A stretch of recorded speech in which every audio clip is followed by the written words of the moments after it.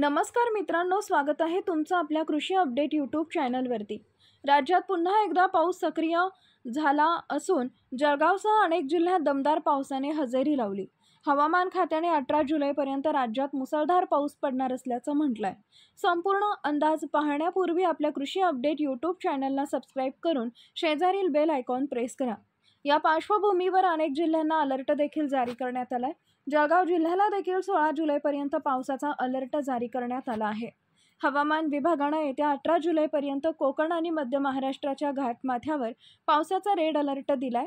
या भागामध्ये अतिमुसळधार पाऊस होण्याचा अंदाज आहे। दुसरीकडे विदर्भाला देखील हवामान विभागाकडून ऑरेंज अलर्ट देण्यात आलाय। विदर्भातील अनेक जिल्ह्यांमध्ये मुसळधार ते अतिमुसळधार पावसाची शक्यता हवामान विभागाकडून वर्तवण्यात आली आहे। मराठवाड्यातही मुसळधार पावसाची शक्यता आहे। मराठवाड्यात 18 जुलैपर्यंत पावसाचा जोर कायम राहील असं हवामान विभागाने म्हटलंय। दरम्यान आज पुणे, सिंधुदुर्ग, रायगड, कोल्हापूर, सातारा, परभणी, हिंगोली, अमरावती, वर्धा, यवतमाळ या जिल्ह्यांमध्ये पावसाचा ऑरेंज अलर्ट जारी करण्यात आला आहे। इथं अतिमुसळधार पावसाचा इशारा देण्यात आलाय। दुसरीकडे महाराष्ट्रातील जळगावसह काही जिल्ह्यांमध्ये आज पावसाचा येलो अलर्ट देण्यात आलाय। आज आणि उद्या जळगाव जिल्ह्याला पावसाचा येलो अलर्ट देण्यात आलाय। आज सोमवारी ढगांच्या गडगडाटासह जोरदार पावसाचा इशारा हवामान खात्याने दिलाय।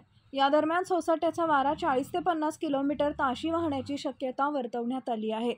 यापुढील हवामान अंदाज पाहण्यासाठी आपल्या कृषी अपडेट यूट्यूब चॅनलला सबस्क्राइब करा। धन्यवाद।